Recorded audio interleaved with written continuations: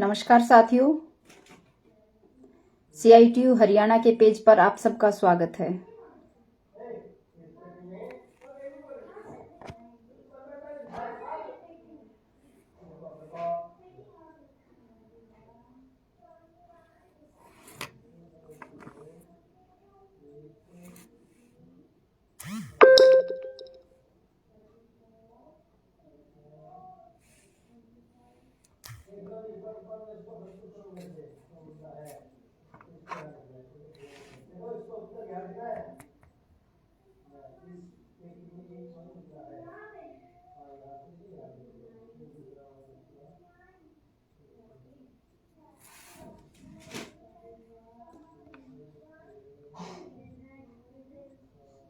नमस्कार साथियों, अब आप जो जुड़े हैं साथी, यदि वो मुझे बताएंगे कि आप तक मेरी आवाज़ ठीक पहुंच रही है तो हम बातचीत शुरू कर सकते हैं।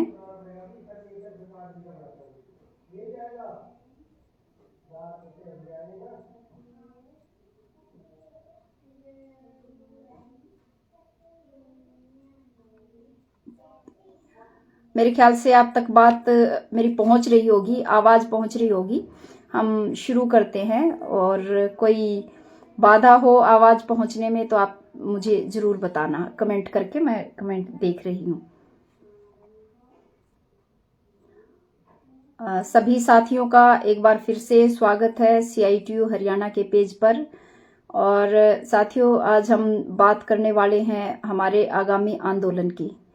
हमें पता है हम सबको कि 24 अगस्त को तालकटोरा स्टेडियम में तमाम ट्रेड यूनियनों की, केंद्रीय ट्रेड यूनियनों की और संयुक्त किसान मोर्चे की कन्वेंशन हुई थी तालकटोरा स्टेडियम में। और उसी कन्वेंशन में आगे के कुछ आह्वान लिए गए थे आंदोलनों के, और उन्हीं आह्वानों में से एक आह्वान है कि 26 से 28 मार्च को सभी राज्यों की राजधानियों में, राजभवनों पे महापड़ाव डाले जाएंगे। और ये एक ऐतिहासिक फैसला है इस संदर्भ में कि संयुक्त किसान आंदोलन ने एक बहुत ही ऐतिहासिक आंदोलन लड़ा किसानों के मुद्दों पे, और उसमें कुछ हद तक जीत हासिल की। लेकिन उस आंदोलन के भी जो मांग मुद्दे थे और सरकार ने जिन मसलों पे सहमति बनाई थी वो आज भी अधूरे ही हैं। दूसरी तरफ संयुक्त ट्रेड यूनियनों के मंच से भी लगातार आंदोलन किए जा रहे हैं। अभी पीछे भी अगस्त में 9 और 10 अगस्त की हड़ताल थी संयुक्त ट्रेड यूनियनों के आह्वान पे पूरे देश के अंदर।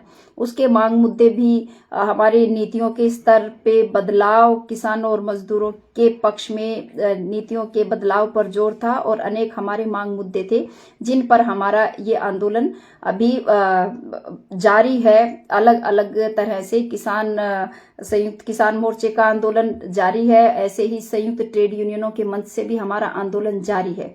लेकिन पिछले 9 सालों में सरकार ने, केंद्र सरकार ने भी और हरियाणा में बीजेपी सरकार ने भी जिस तरह से कॉरपोरेट के हित में नीतियों को लागू किया है, उससे आम जनता का जीवन बेहद मुश्किल हो गया है। और हम ये देखते हैं कि उन नीतियों की बदौलत ही आज गरीब आदमी जो है वो और ज्यादा गरीब होता जा रहा है, जबकि अमीर आदमी और ज्यादा अमीर होता जा रहा है। ये बिल्कुल स्पष्ट तौर पे सामने आ गया है कि देश के अंदर एक तरफ भूख बढ़ रही है और हमारा जो है भूख का सूचकांक है वो भी निरंतर नीचे गिर रहा है, हमारा स्तर विश्व स्तर पे। और बेरोजगारी भयानक रूप से बढ़ रही है और रोजगार का चित्र चेंज हो रहा है। पक्का रोजगार लगातार खत्म होता जा रहा है, उसकी जगह पे ठेके का रोजगार है। और हम ये भी देख रहे हैं कि अभी तो सरकार ने कौशल विकास निगम के नाम पे एक कच्ची भर्तियों का एक पक्का प्रबंध किया है। इन सब मुद्दों को लेके हमारा कर्मचारी आंदोलन भी लगातार आंदोलन कर रहा है, मजदूर भी लगातार आंदोलन कर रहे हैं, और संयुक्त किसान मोर्चा और अलग अलग किसानों के संगठन वो भी लगातार संघर्ष कर रहे हैं। लेकिन सरकार अपनी नीतियों से टस से मस होने को भी तैयार नहीं है, ये हम देख रहे हैं पिछले दिनों में। और बिल्कुल नंगे तौर पे हम ये कह सकते हैं कि कॉरपोरेट्स के पक्ष में खड़ी हुई है सरकार, और भयानक तरह से वो उत्पीड़न हमारी कटौतियां जो हमने लड़के हासिल की थी, हमारे हक अधिकार उन पे लगातार कटौतियां जारी हैं। हमारी जो कल्याणकारी योजनाएं हैं, उन कल्याणकारी योजनाओं के अंदर भी लगातार कटौतियां जारी हैं।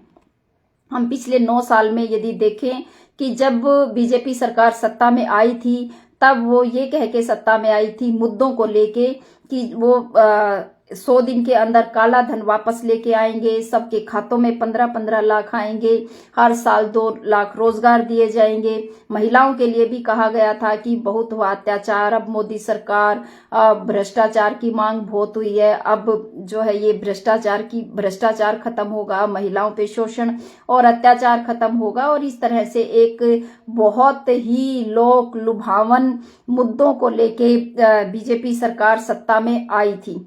लेकिन उसके बाद उन्होंने ठीक विपरीत काम किया है। कोई भी काम उन्होंने जनता के पक्ष में करने की बजाय जो भी हमारे पहले से हासिल हक और अधिकार थे उन पे हमला किया गया है। हमने देखा कि किस तरह से कॉरपोरेट के पक्ष में तमाम जो है अनाज के निजी गोदाम बनाए गए हैं और कृषि कानूनों को इसी संदर्भ में बदलने की कोशिश की गई कि सारे अनाज पे और जमीन पे कॉरपोरेट्स का, पूंजीपतियों का कब्जा किस तरीके से हो सके, वो कोशिश सरकार ने की। और उसी संसद सत्र के अंदर हम ये जानते हैं कि 4 लेबर कोड भी पास किए सरकार ने, जो मजदूरों के लिए उनके जीवन यापन को और ज्यादा मुश्किल बना रहे थे। जो 8 घंटे का काम हमने बहुत ही संघर्षों के साथ लड़के हासिल किया था, उसको वापस छीनने का काम किया है सरकार ने। अब काम के घंटे बढ़ा दिए गए हैं, काम का जो न्यूनतम वेतन का कानून था उसको खत्म कर दिया गया है। जो हमारे संविधान के अंदर हमें हक था, जो डायरेक्शन थी, जो कानून थे कि काम यदि पक्का है तो रोजगार भी पक्का ही होगा, इस बात को भी बदल दिया गया है। अब नए जो लेबर कोड हैं उनके अंदर तमाम तरह से काम के घंटों के अंदर भी बढ़ोतरी है, हायर एंड फायर का भी जो है मिल रहा है मालिकों को हक। और हम कुल मिला के ये कह सकते हैं कि बिल्कुल स्पष्ट तौर पे ये मालिकों के पक्ष में मजदूरों के जो 29 श्रम कानून थे उनको खत्म करके 4 लेबर कोड लाए गए हैं। और उनके असर अभी हमें आम जनता पे आते हुए दिखाई दे रहे हैं, कर्मचारियों पे उसके हमें असर दिखाई दे रहे हैं। और जो 3 कृषि के कानून थे वो बेशक वापस ले लिए हों सरकार ने एक शानदार ऐतिहासिक आंदोलन के दबाव में, लेकिन आज भी सरकार उन्हीं नीतियों पे चल रही है। और कोशिश यही है कि किसी तरीके से खेती का भी कारपोरेटाइजेशन किया जा सके और उसको जो है खेती भी किस तरह से बड़े पूंजीपतियों के हाथ में जा सके, इस बात की दिशा में ही, इसी दिशा में सरकार काम कर रही है। हमने ये देखा कि संसद के अंदर वैसे प्रधानमंत्री जी हर चीज पे, हर मुद्दे पे बोलते हैं, लेकिन जो असल मुद्दे हैं, जनता से जुड़े हुए जो मुद्दे हैं, उन पे जो बात करनी है उन पे वो बात नहीं करते हैं। इवन कि अडानी का जो मसला मुद्दा संसद के अंदर आया कि किस तरह से उन्होंने बिल्कुल अनैतिक तरीकों से अपने व्यापार को बढ़ाने की कोशिश की, और प्रधानमंत्री जी ने खुद व्यक्तिगत स्तर पे कोशिशें करके उनके उस व्यापार को बढ़ावा देने की जो कोशिशें की थी वो तमाम चीजें सामने आई हैं, लेकिन उन पे भी किसी तरह से कोई जवाब या कोई बात सरकार करने को तैयार नहीं है। हमने ये देखा कि पिछले दिनों में मनरेगा का बजट घटा दिया गया है, खाद्य सुरक्षा का बजट घटा दिया गया है, खाद पे सब्सिडी को कम कर दिया गया है, और तमाम तरह से गैस की सब्सिडी तो पहले से ही खत्म हो चुकी थी। गैस का सिलेंडर जितना महंगा मिल रहा है, और ऊपर से तमाम जो भी सार्वजनिक संस्थाएं थी, हम सब जानते हैं उनको कि किस तरह से उनको निजी हाथों में सौंपा जा रहा है। सरकारी बैंकों को लगभग प्राइवेट करने की दिशा में आगे बढ़ा गया है। अभी केवल बैंकों का वो मर्जर के नाम पे सरकारी बैंकों को बंद किया जा रहा है, लगातार उनकी संख्या कम हो रही है। और जिन बैंकों का एक मुहिम चला के राष्ट्रीयकरण किया गया था एक समय पे, आज उन्हीं बैंकों को लगभग बंद करके और प्राइवेट बैंकों को, निजी बैंकों की अनुमति दी जा रही है। और इस तरह से हमारे जनता के ऊपर, आम लोगों के ऊपर इसका बेहद ही खराब असर पड़ रहा है, जिसके कई तरह से प्रभाव आज हमें आम जनता पे, किसानों पे और मजदूरों पे आते हुए दिखाई दे रहे हैं। जब हम इसके खिलाफ लड़ रहे हैं तो उन आंदोलनों के प्रति जो सरकार का रुख है, उस रुख को भी हम बार बार देख रहे हैं। ऐतिहासिक किसान आंदोलन जो दिल्ली की सीमाओं पे लड़ा गया था, वो 13 महीने का आंदोलन, उसके बारे में भी हम सब जानते हैं कि सरकार ने उस के खिलाफ क्या रवैया अपनाया था, किस तरह से सड़कों पे कीलें गाड़ी गई थी, कैसे वाटर कैनन इस्तेमाल किए गए थे, कैसे बैरिकेडिंग की गई थी, कैसे सड़कों को खोदा गया था कि किसान उस आंदोलन के लिए दिल्ली की तरफ कुछ ना कर सकें। उसके बावजूद किसानों ने कुछ किया था। हमें वो याद है, वो सालगिरह नजदीक है, आने लग रही है, वो 26 नवंबर, उसको हम कभी नहीं भुला सकते अपनी जिंदगी में। उस 26 नवंबर को वो हमेशा हमेशा के लिए हमें याद रहेगा कि वो कैसे, और फिर चलते हुए आंदोलन में भी किसानों को खालिस्तानी, पाकिस्तानी, आंदोलनजीवी, परजीवी, क्या क्या नहीं कहा गया उनको बदनाम करने के लिए।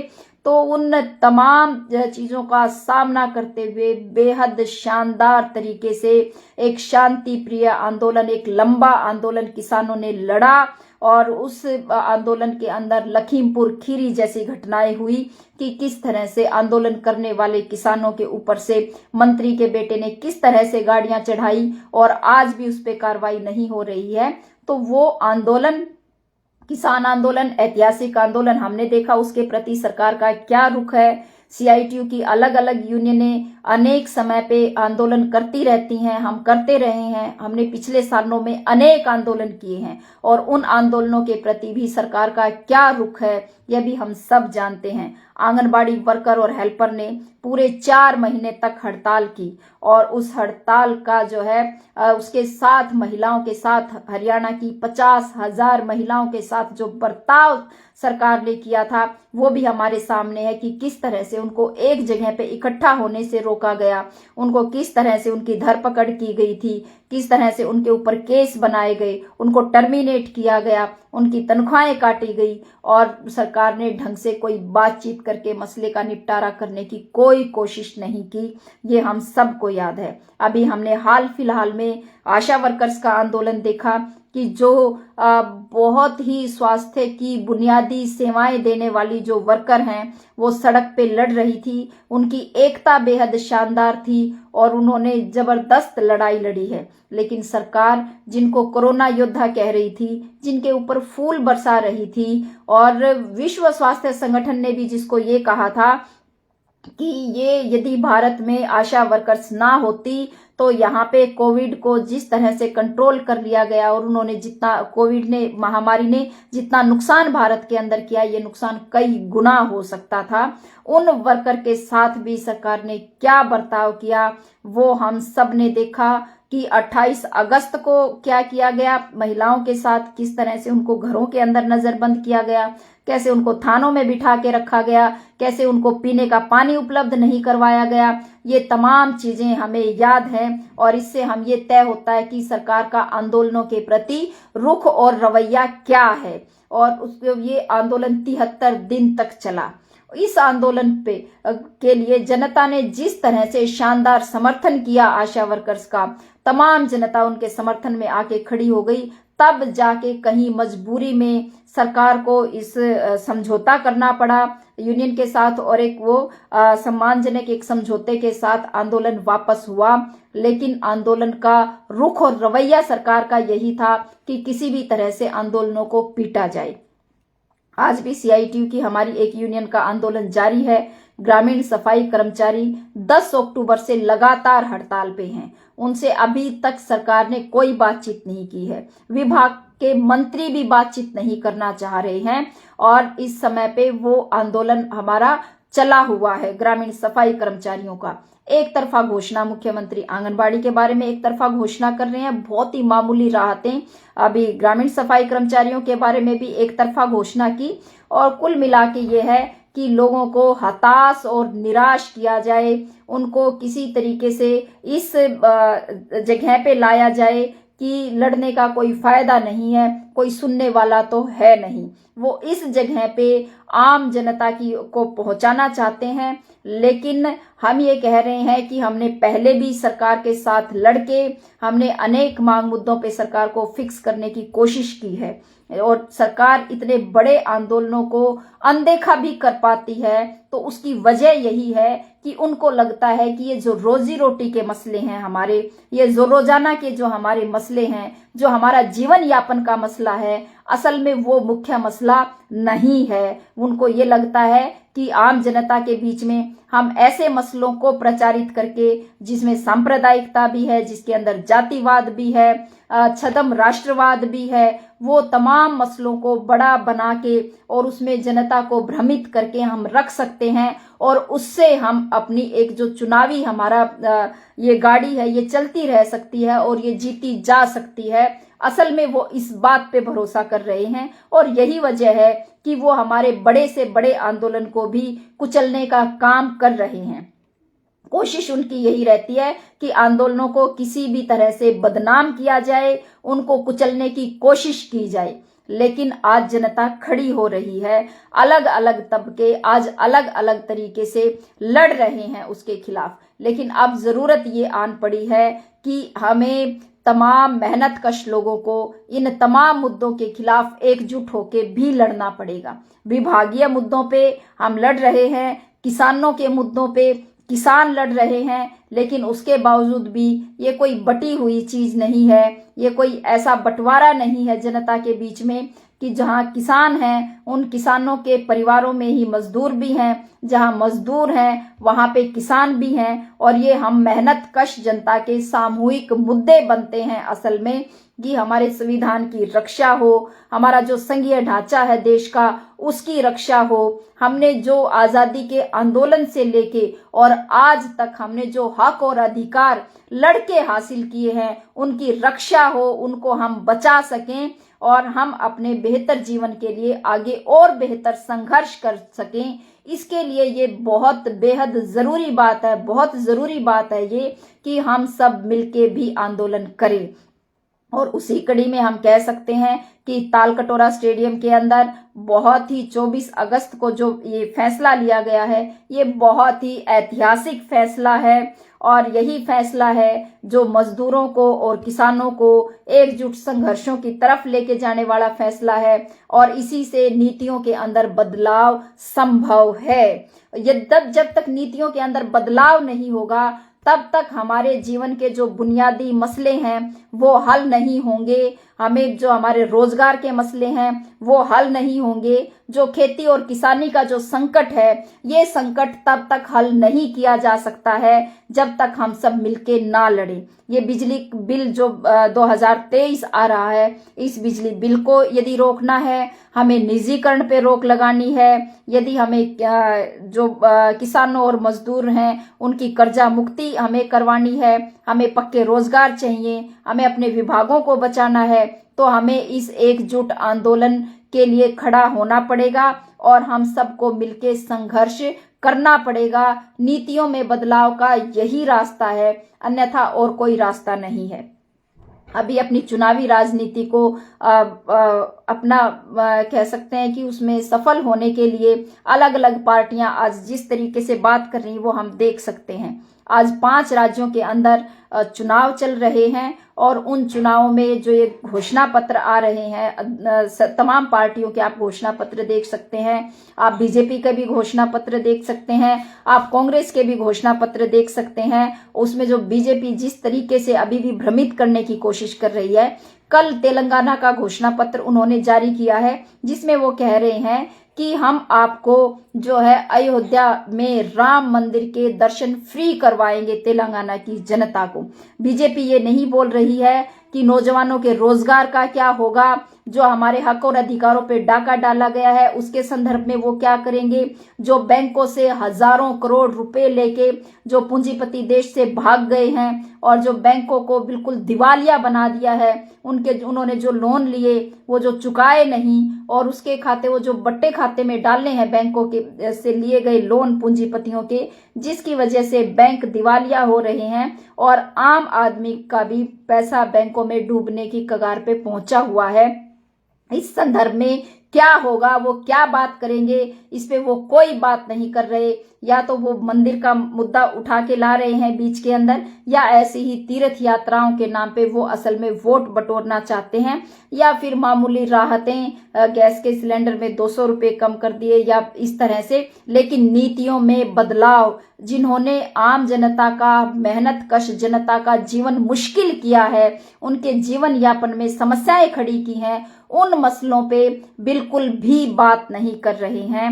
और उन पे बात करने के लिए यही एक रास्ता है कि मेहनत कश जनता एकजुट आंदोलन करे। और इसीलिए सीआईटीयू ने भी ये फैसला किया है हरियाणा के अंदर कि जो 26 से 28 नवंबर तक राजभवनों पे जो महापड़ाव होंगे, सीआईटीयू तीनों दिन इन महापड़ाव का हिस्सा रहेंगे। हमारी तमाम यूनियनें बढ़ चढ़ के इन पड़ाव के अंदर हिस्सेदारी करेंगी। हमने निर्णय लिया है, हम इसके लिए प्रचार अभियान चलाए हुए हैं। हम जत्थे भी इस महापड़ाव के पक्ष में हम जत्थे भी चला रहे हैं। और सीआईटीयू की तमाम यूनियनें वो अपनी तैयारियां कर रही हैं कि 26 से 28 तारीख को जो महापड़ाव होगा, उस महापड़ाव में जब किसान पंचकुला की तरफ, चंडीगढ़ की तरफ कूच करेंगे, तो सीआईटीयू की भी तमाम यूनियनें उसमें बढ़ चढ़ के हिस्सा लेंगी और हम सब जो है 26 नवंबर को चंडीगढ़ की तरफ कूच करेंगे।